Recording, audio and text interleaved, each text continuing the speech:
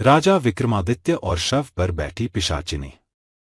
बहुत समय पहले उज्जैन के राजा विक्रमादित्य अपने साहस, बुद्धि और न्याय के लिए पूरे भारत में प्रसिद्ध थे। वे न केवल एक महान राजा थे, बल्कि एक सच्चे धर्मपालक और सत्य के रक्षक भी थे। एक दिन एक तपस्वी राजा विक्रमादित्य के पास आया और बोला, हे महाराज, मैं एक महान यज्ञ करना चाहता हूं, परंतु उसके लिए मुझे एक विशेष शव की आवश्यकता है जो एक पीपल के पेड़ पर लटका हुआ है।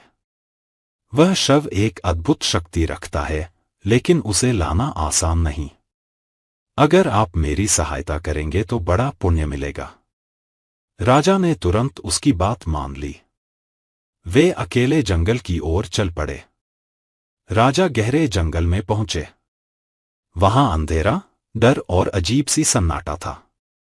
पेड़ की डालियों से लटका था एक शव, जिसके ऊपर एक पिशाच, भूत, बैठा था। जैसे ही राजा ने शव को उठाया, पिशाच ने कहा, राजन, मैं जानता हूं कि तुम मुझे यज्ञ के लिए ले जा रहे हो, पर मेरी एक शर्त है। मैं तुम्हें हर बार एक कहानी सुनाऊंगा और उसके अंत में एक प्रश्न पूछूंगा।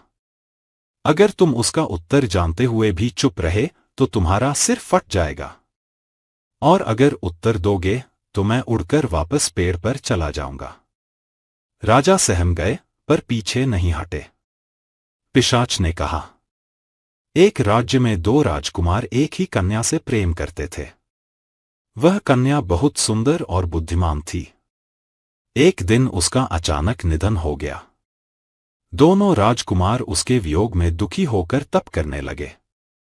एक ने उसकी अस्थियों को इकट्ठा कर रखा और दूसरा मंदिर में बैठकर तपस्या करता रहा। कई वर्षों बाद एक ऋषि ने उन्हें एक मंत्र दिया जिससे वह कन्या जीवित हो सकती थी। मंत्र से वह कन्या जीवित हो गई। अब प्रश्न यह है, उस कन्या से विवाह का सच्चा अधिकारी कौन था? वह जिसने अस्थियों को संभाला या वह जिसने तप किया? राजा विक्रमादित्य ने उत्तर दिया, जिसने उसकी अस्थियों को वर्षों तक संभाल कर रखा, वह केवल एक स्मृति में जी रहा था।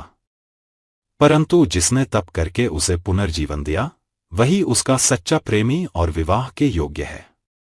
पिशाच ठहाका लगाकर बोला, ठीक उत्तर, पर अब मैं वापस पेड़ पर जा रहा हूं। राजा हर बार उसे पकड़कर लाते और पिशाच हर बार कहानी सुनाकर पेड़ पर उड़ जाता। इन कहानियों में जीवन की गहरी सच्चाइयां और नैतिकताएं छिपी थी। हर बार राजा चुप नहीं रह सकते थे, क्योंकि वे सत्य जानते थे। आखिर में पिशाच ने आखिरी बार एक रहस्य से भरी कहानी सुनाई और कहा, अब बताओ, अगर तुम सच में धर्म के मार्ग पर हो, तो क्या तुम उस तपस्वी को यह शव दोगे जिसे वह यज्ञ के लिए मांग रहा था? राजा चौंक गए और बोले, मैंने वचन दिया है, मैं शव अवश्य दूंगा। तब पिशाच बोला, राजन, वह तपस्वी कोई साधु नहीं है। वह एक तांत्रिक है जो इस शव की बलि देकर अमरत्व प्राप्त करना चाहता है। जैसे ही तुम शव उसके हवाले करोगे, वह तुम्हारा सिर काट देगा। राजा ने पूछा, फिर मैं क्या करूं?